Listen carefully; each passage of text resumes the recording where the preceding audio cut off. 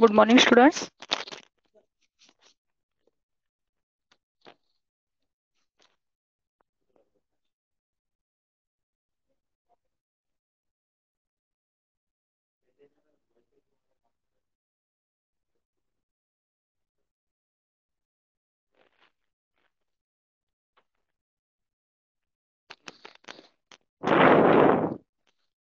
तर कालच्या क्लासला आपण पानपोईचे स्वाध्याय पाहिलेले आहेत.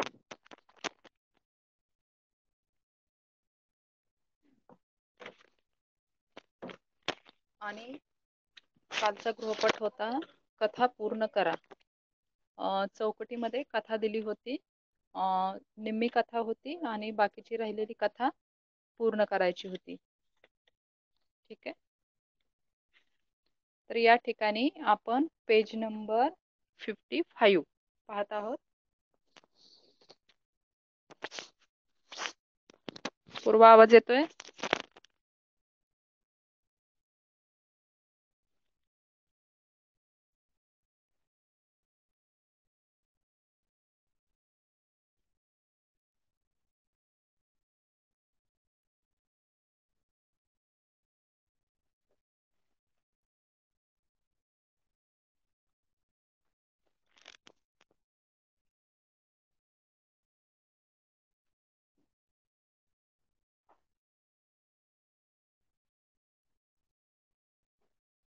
आपण स्वाध्याय पाहतोय पानपोई.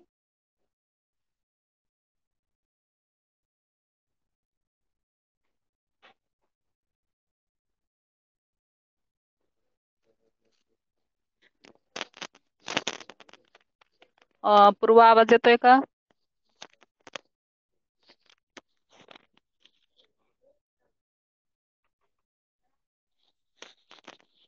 आवाज येतोय?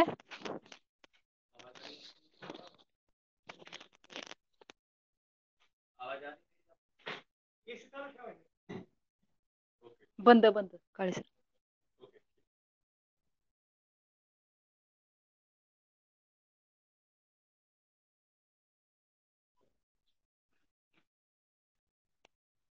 ठीक आहे. आवाज येतोय? हॅलो पूर्वा, आवाज येतोय?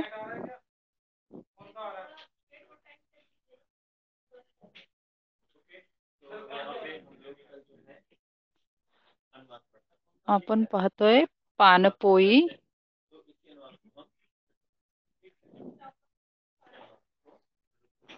पानपोईचे स्वाध्याय आपण पाहतोय.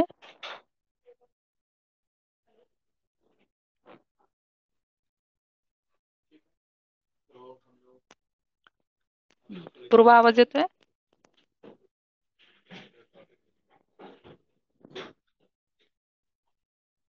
हा, ओके. तर आपण 55 हे पेज पाहत होतो आणि कालचा होमवर्क होता दिलेली कथा पूर्ण करा.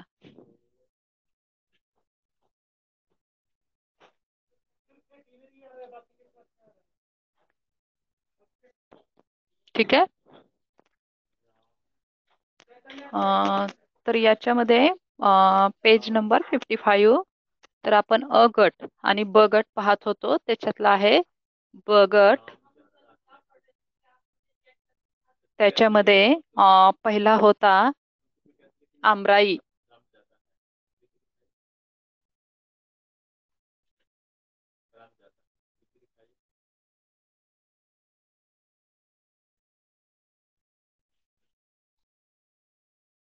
तर आमराई म्हणजे काय?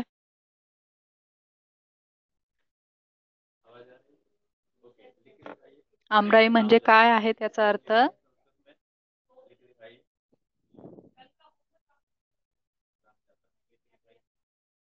आंब्याच्या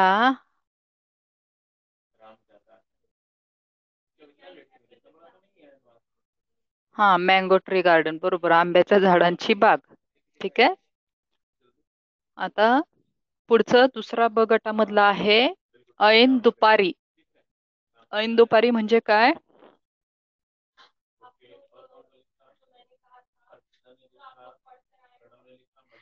ऐन दुपारी म्हणजे काय?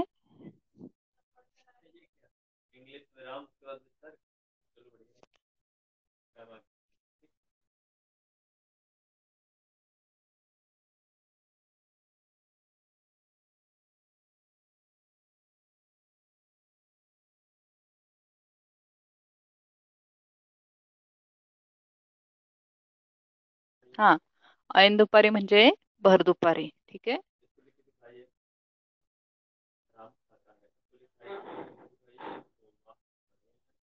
हा, ऐन दुपारी मीन्स भर दुपारी. ओके. ठीक आहे. पुढचा तिसरा प्रश्न शब्द आहे कडकडून भेटणे.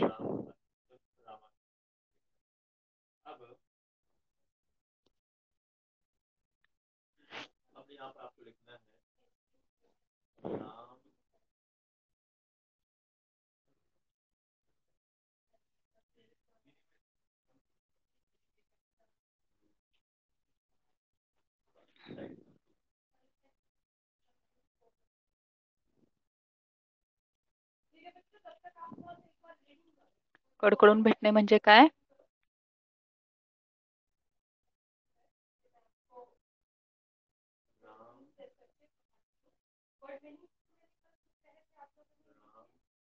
कड कडकडून भेटणे म्हणजे हा, प्रेमाने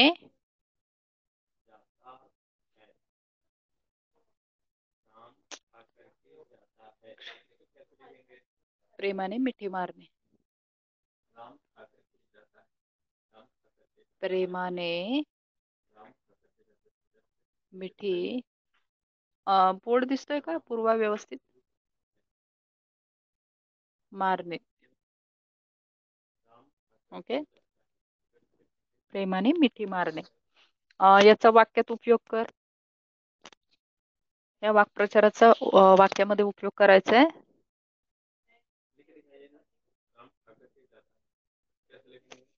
वाक्यात उपयोग करायचा आहे.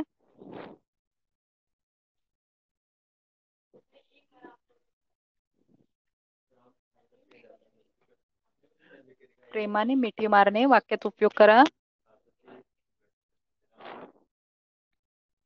म्हणजे वाक्य बनवायचं की ज्याच्यामध्ये प्रेमाने मिठी मारणे हा शब्द आला पाहिजे. पूर्वा आवाज येतोय ना?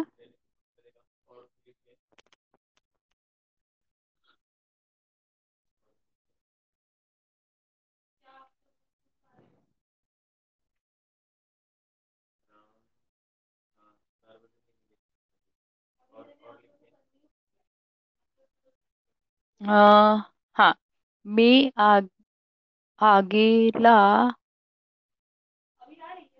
आजीला. ओके. नाही नाही नाही पूर्वा. हा, जे आहे बरोबर. टायपिंग मध्ये चुकले. बरोबर, अगदी बरोबर. मी आजीला कडकडून भेटले. ठीक आहे, छान, एकदम व्यवस्थित. आता आपण पुढचा शब्द घ्यायचा आहे. खचणे. खचणे याचा खचणे म्हणजे काय? खचणे.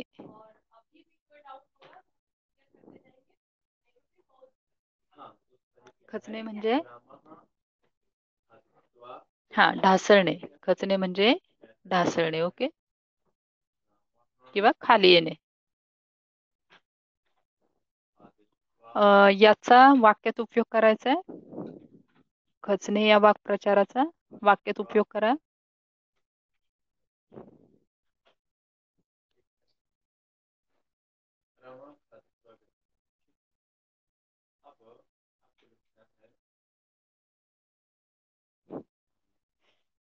खचणे हा जो वाक्प्रचार आहे त्याचा वाक्यात उपयोग करायचा आहे पूर्वा. जसा आधी केला कडकडून भेटणेचा, तशा प्रकारे खचणे हा एक वाक्प्रचार आहे आणि त्याचा वाक्यात उपयोग करायचा आहे.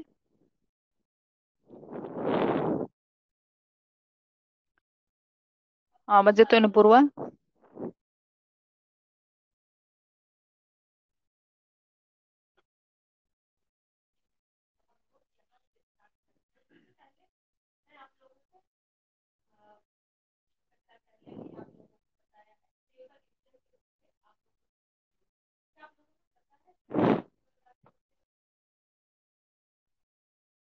बरं, मी सांगते.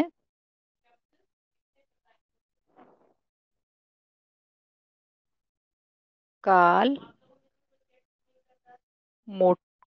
खूप हम्म. मी व फ्रेंड्स माउंटन चढताना फ्रेंड खचले. नाही नाही, असं काहीतरी कोसळणं. म्हणजे समजा आपण मी आणि माझे मित्र पर्वत चढत असताना एक एक मोठा खडक त्या ठिकाणी खचल्यासारखा दिसत होता. अशा प्रकारे म्हणजे कोसळणे. खचणे म्हणजे कोसळणे. किंवा काल मोठा पाऊस झाला त्यामुळे आमच्या घराची भिंत खचली. अशा प्रकारे आपण करू शकतो. ठीक आहे. हम्म. आता पुढचं गहिवरून येणे. गहिवरून येणे म्हणजे काय?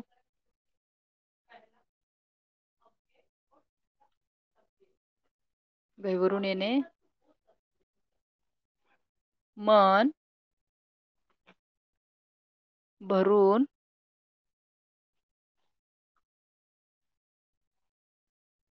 येणे. गहिवरून येणे मन भरून येणे.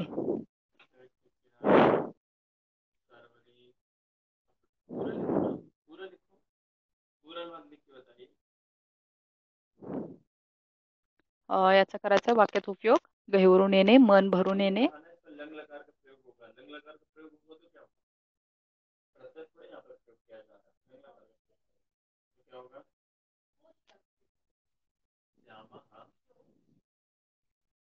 आवाज येतो ना पूर्वा? गहिवरून येणे म्हणजे मन भरून येणे. हा ठीक आहे. मग येते तुला वाक्यात उपयोग करायचा याचा? गहिवरून येणे थोडक्यात नाही येते. बरं ठीक आहे. खूप दिवसांनी बाबांना आलेले पाहून माझे मन गहिवरून गेले. किंवा मी गहिवरून गेले. खूप दिवसांनी बाबांना पाहून मी गहिवरून गेले. अशा प्रकारे आपण लिहू शकतो.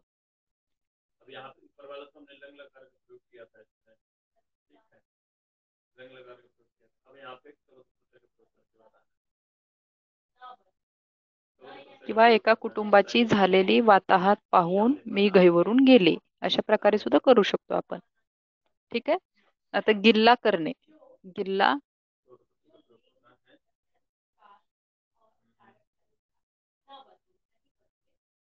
गिल्ला करणे म्हणजे काय?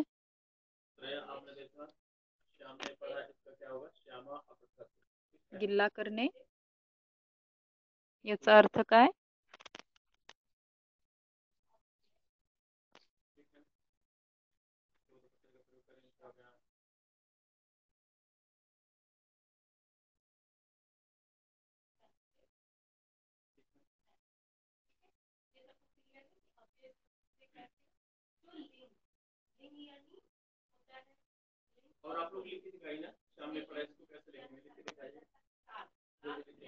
गिल्ला करणे येते. गिल्ला करणे म्हणजे गोंधळ करणे. याचा अर्थ काय आहे? गोंधळ करणे.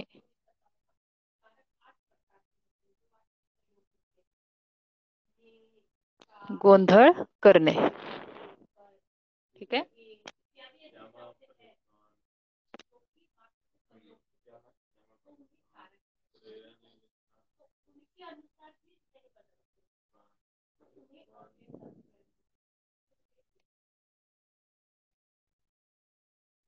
बर.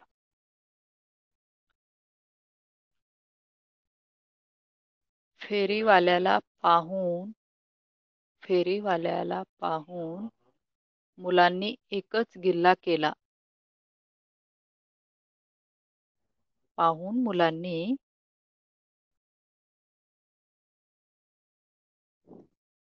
फेरीवाल्याला पाहून मुलांनी गिल्ला करायला सुरुवात केली. गिल्ला म्हणजे गोंधळ. मुलांनी गिल्ला करायला, गिल्ला करायला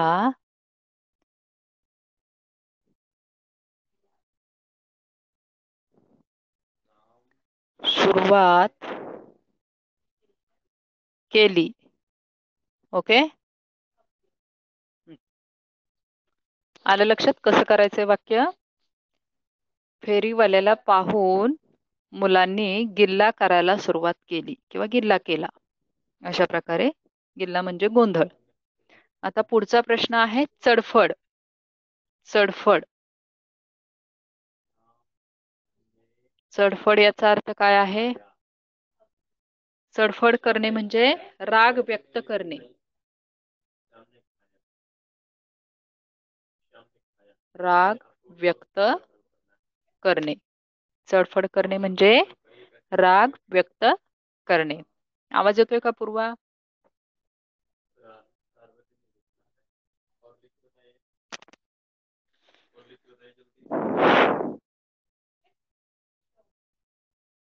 चडफड करणे, राग व्यक्त करणे. आवाज येतोय? येस. ओके, मग वाक्यात उपयोग करायचा येतोय का? Yes or no?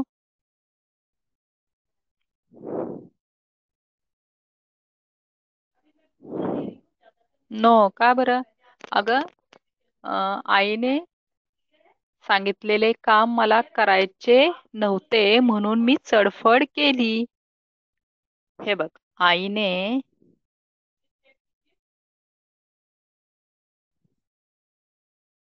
सांगितलेले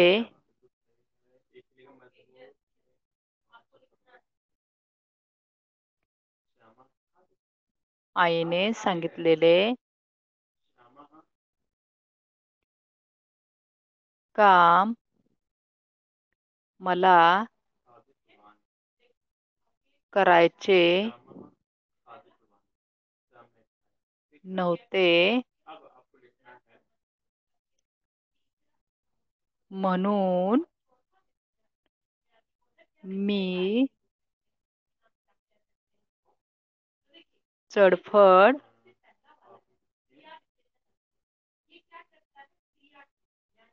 चडफड केली. ओके, समजलं कसं वाक्य करायचं? चडफड करणे म्हणजे राग व्यक्त करणे. ठीक आहे, हा बरोबर. तल्लीन होणे. तल्लीन होणे. तल्लीन होण्याचा अर्थ काय आहे? तल्लीन होणे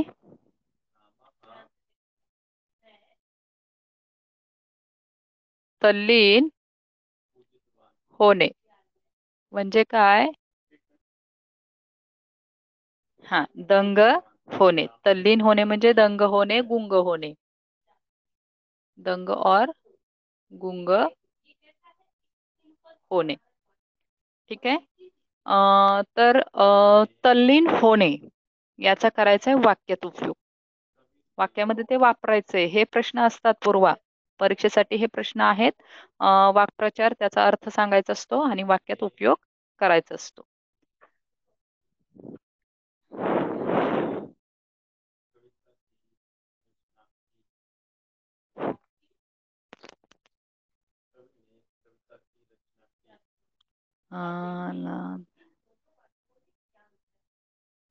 हा, मी माझे लेक्चर ऐकण्यात तल्लीन झाले. ठीक आहे, मी माझे लेक्चर ऐकण्यात तल्लीन झाले होते. अशा प्रकारे आपण तल्लीन होणे म्हणजे गुंग होणे. ठीक आहे, छान. आता पुढचं पाहूयात आपण.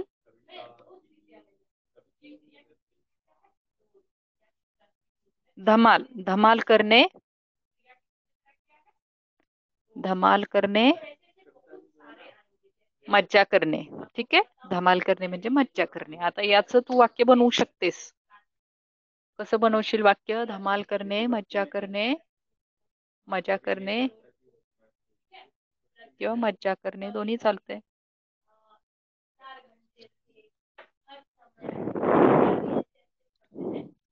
याचा वाक्यात उपयोग करायचा आहे धमाल करणे.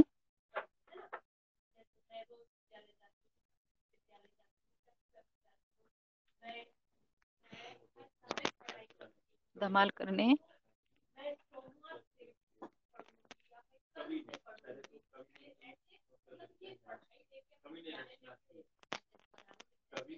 याचा वाक्यात उपयोग काय होईल?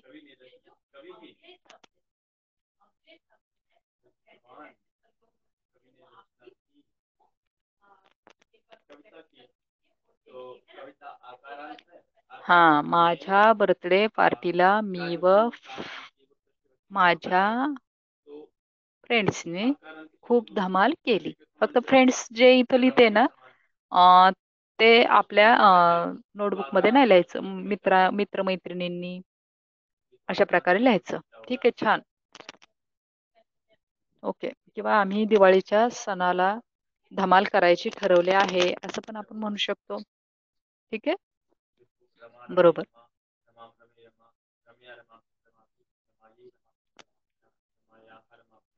आता पाडाचा आंबा म्हणजे कसला? पाडाचा आंबा. पाडाचा आंबा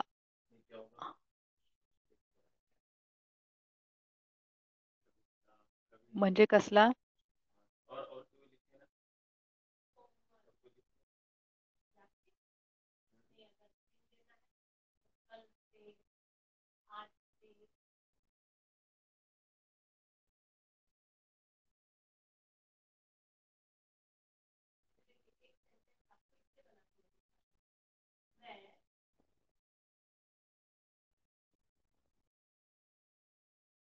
पाडाचा आंबा म्हणजे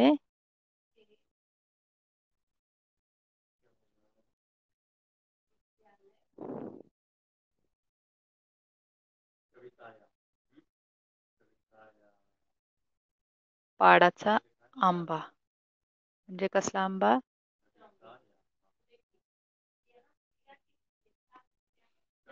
पाडाचा आंबा म्हणजे, ठीक आहे, मी सांगते. येत नाहीये तुला पूर्वा? पाडाचा आंबा म्हणजे अर्धवट पिकलेला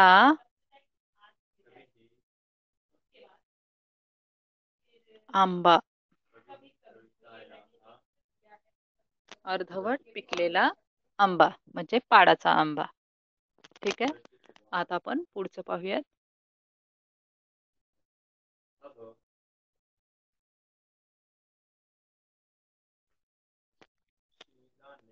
बिलगणे. बिलगणे म्हणजे काय? बिलगणे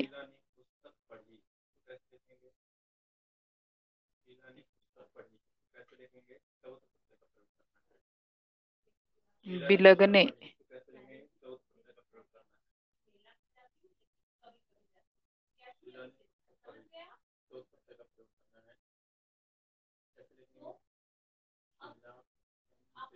बिलगणे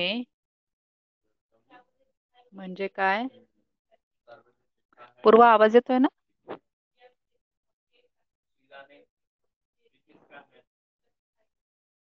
बिलगणे म्हणजे काय?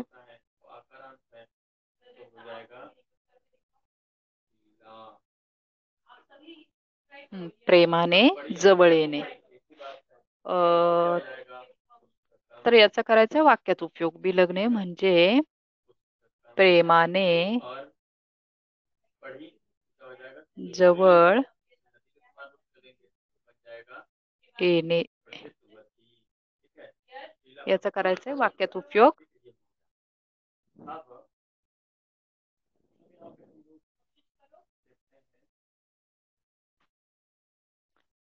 अ,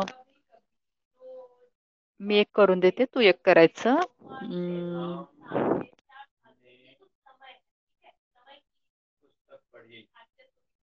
आमच्या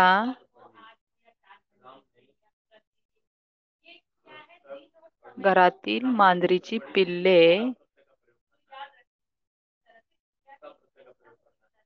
मांजरीची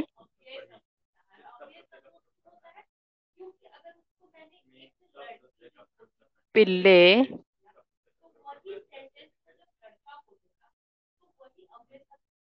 आमच्या पायाशी बिलगून बसत असत. आमच्या पायाशी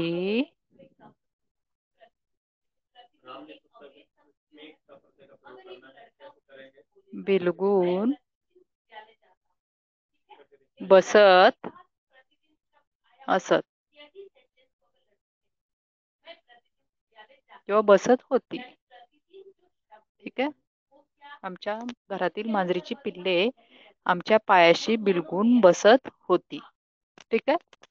समजलं कसं बिलगणे म्हणजे कसं लिहायचंय. आता भनान वारा म्हणजे काय. भनान वारा कसा असतो. भनान वारा भनान वारा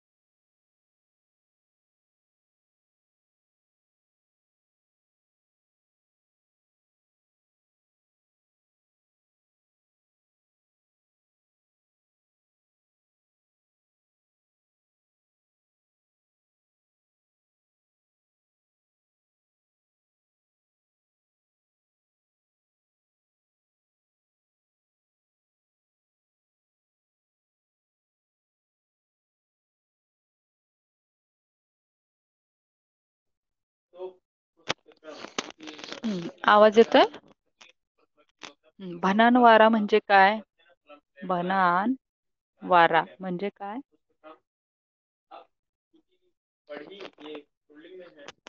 भनान वारा म्हणजे काय.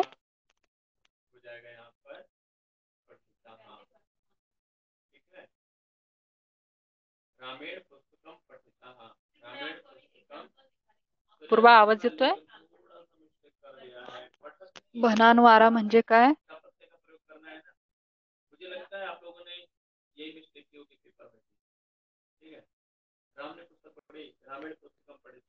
आवाज येतोय पूर्वा.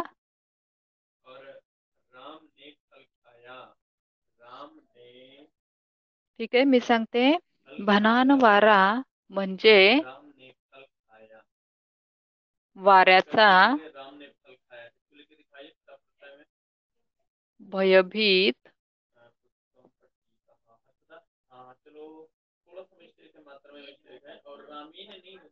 करणारा आवाज. वाऱ्याचा भयभीत करणारा आवाज म्हणजे भनान वारा असं त्याला म्हटलं जातं. पूर्वा आवाज येतोय. स्क्रीन हे बोर्ड दिसतोय.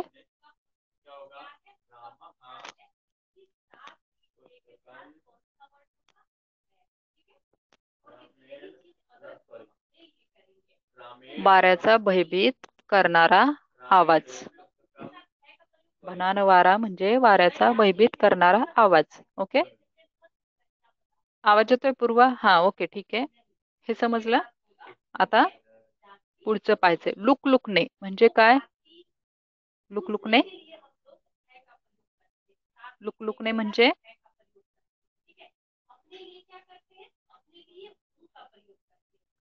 लुकलुकणे म्हणजे चमकणे. ओके ठीक आहे छान. लुकलुकणे म्हणजे चमकणे. आता याचा करायचा आहे वाक्यात उपयोग. लुकलुकणे म्हणजे चमकणे. ठीक आहे. तू सांगितलेलं आहे. आता त्याचा वाक्यात उपयोग करून दाखवायचा आहे.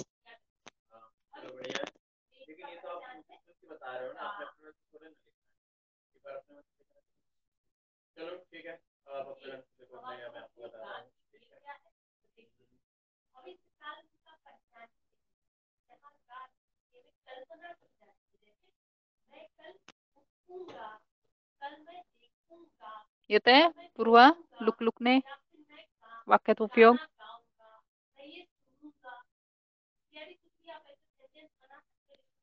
आकाशातील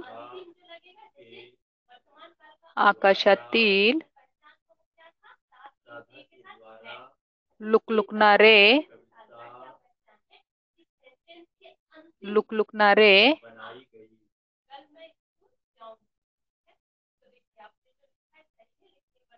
तारे, लुकलुकणारे तारे पाहून मन प्रसन्न झाले. प्रसन्न झाले. आकाशातील लुकलुकणारे तारे पाहून मन प्रसन्न झाले. ओके.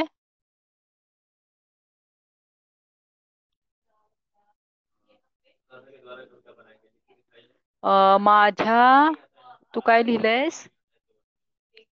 गळ्यातील सोन्याची माळ लुकलुक होत होती. ठीक आहे, लुकलुकणे म्हणजे चमकणे. आपला अर्थच असा आहे, लुकलुकणे म्हणजे चमकणे.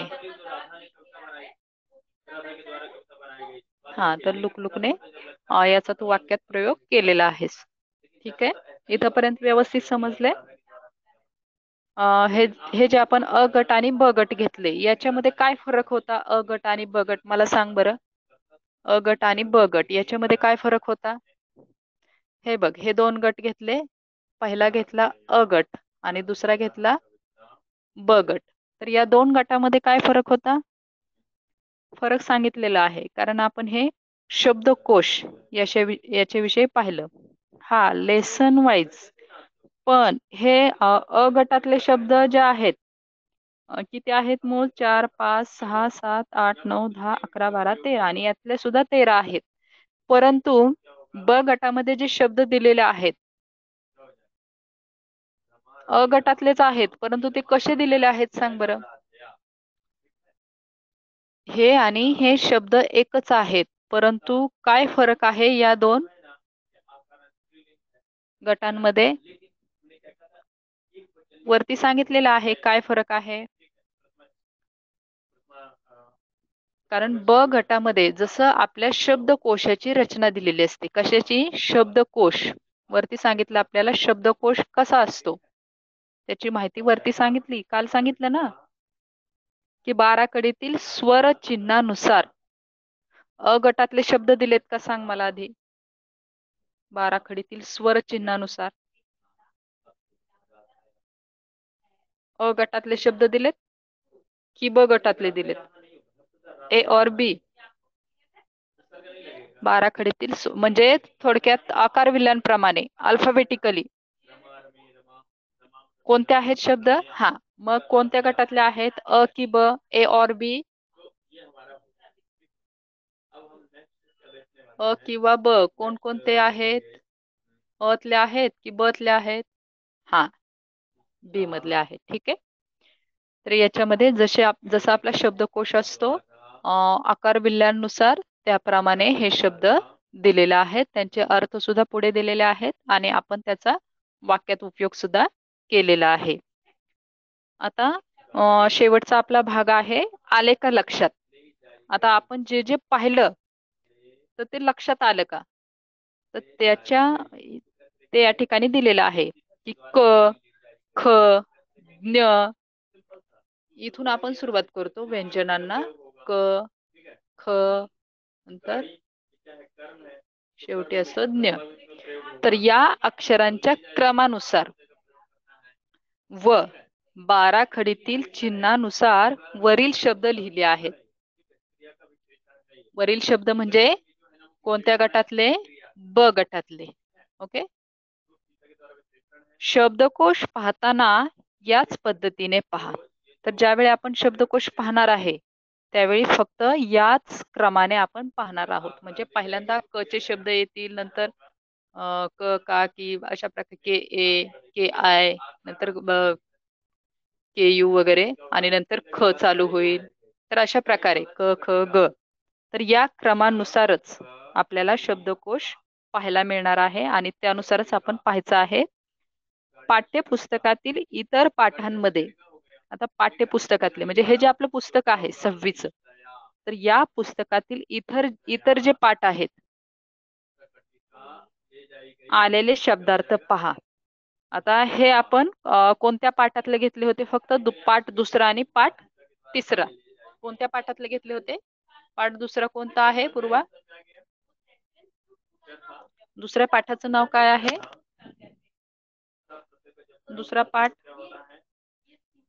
माझा अनुभव ना, म्हणजे माझा अनुभवचा आता आपण पाहिले. माझा अनुभव.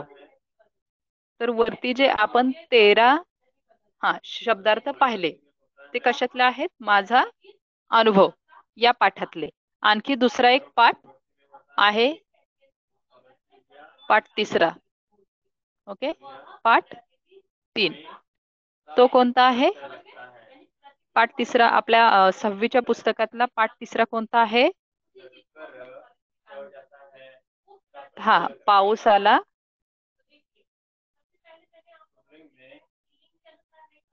पाऊस आला, हे डबल आहे. पाऊस आला, पाऊस आला. तर या 2 पाठातलेच फक्त आपण या ठिकाणी शब्दार्थ पाहिले. तर तसेच शब्दार्थ आपल्याला इतर पाठांमध्ये, आता आपले एकूण पाठ किती आहेत पूर्वा? कविता सखट पाठ आणि कविता मिळून किती आहेत? 17. त्यातले आपण फक्त 2 पाहिले, म्हणजे अजून किती राहिले आपले? 15 पाठ आणि कविता राहिलेल्या आहेत. तर आपल्याला आता काय करायचंय? आपला हा या ठिकाणी प्रकल्प काय आहे की इतर शब्दार्थ, इतर पाठातील शब्दार्थ, इतर पाठ म्हणजे राहिलेले 15 पाठ कविता आणि पाठ. तर ते शब्द आपण त्या ठिकाणचे काढायचे व शब्दकोशाप्रमाणे लिहून अधिकचा सराव करायचा. आणि ते कसं लिहायचंय आपल्याला? जशी शब्दकोशाची रचना असते. कशी असते शब्दकोशाची रचना? शब्दकोशाची रचनेप्रमाणे आपल्याला हे शब्दार्थ लिहायचे आहेत. शब्दकोशाची रचना कशी असते? कशी असते आता सांगितलं. आणि त्यानुसार आपला ब गट आहे. म्हणजे कशी असते रचना? लक्षात आलं असेल. शब्दकोश कसा असतो आपल्याला? पहिल्यांदा ज्ञचे शब्द असतात का? क ख ग घ ज्ञ यापैकी पहिला शब्द कोणत्या अक्षराचा येईल?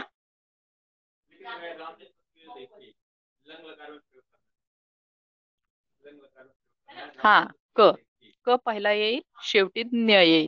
तर अशा प्रकारे आकार विल्यांप्रमाणे आपण या ठिकाणी शब्दकोश पाहतो आणि त्यानुसारच आपल्याला इतर पाठातील शब्दार्थ काढून लिहायचे आहेत.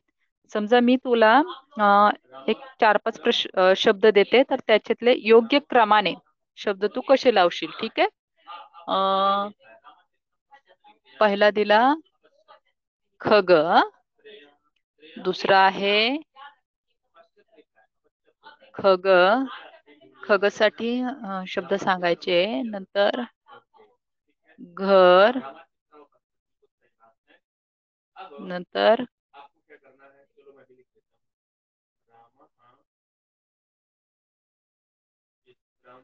कर, आणि नंतर आहे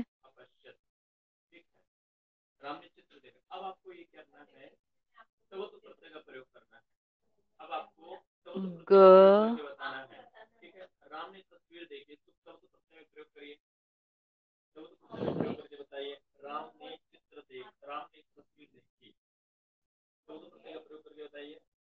बरं ठीक आहे. हे तिन्ही पैकी शब्द तू कसे लावशील हे राहू देत. खग, घर, कर. तर हे शब्द आपल्याला लावायचे आकार विल्यांप्रमाणे. कसे लावशील? पहिला शब्द कोणता येईल? हे 3 शब्द लावायचे. कसे लावशील? पहिला येईल कर, दुसरा येईल खग आणि तिसरा येईल घर.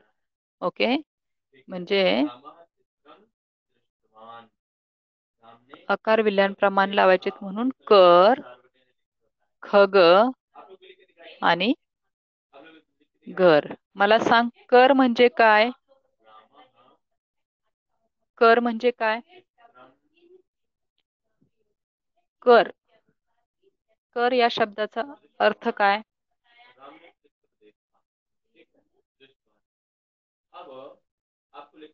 क्रियापद म्हणून नाही नाही नाही मला वाटलंच तू हेच करशील. कर म्हणजे हात. आपले जे हात आहेत दोन्ही हात. हा, कर म्हणजे हात याचा अर्थ.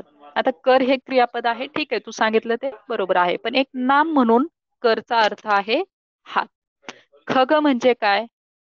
खग खग म्हणजे काय? खग येत आहे का पूर्वा? नो, खग म्हणजे आपले पक्षी. खग म्हणजे पक्षी. आणि गृहसाठी सांग मला एखादा शब्द, त्याला असलेला समानार्थी शब्द किंवा त्याच अर्थाचा दुसरा शब्द. गृह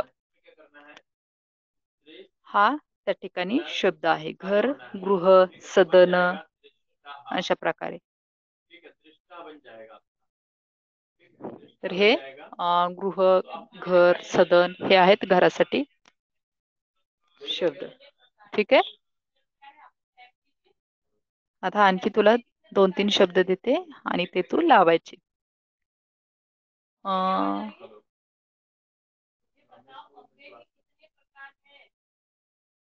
च च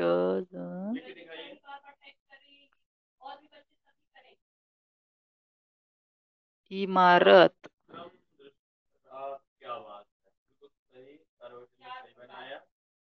अननस,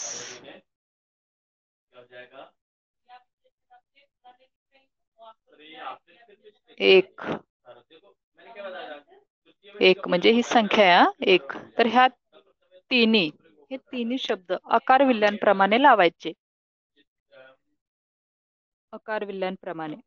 जसं आपण विश्वकोश शब्दकोश वरती पाहिलेला आहे, बगट व्यवस्थित त्याची रचना केलेली आहे, त्याप्रमाणे इथं व्यवस्थित रचना करून ते शब्द सांगायचे मला.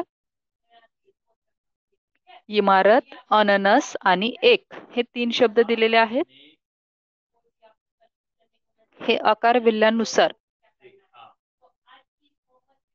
किंवा बाराखडीतील स्वर चिन्हानुसार, स्वर आहेत हे स्वर चिन्हानुसार लावायचे.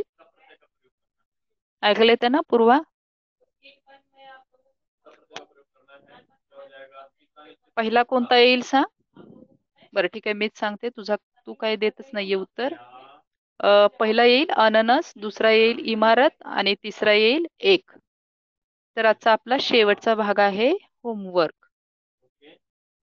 तर होमवर्क मध्ये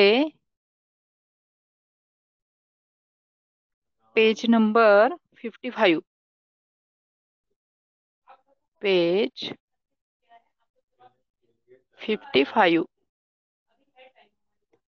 याच्यावरील जो ब गट दिलेला आहे, ब गट खालचा ब गट म्हणजे आता आपण घेतले ते वाक्प्रचार, तो लिहायचा आहे, पूर्ण लिहायचा आहे. ब गट,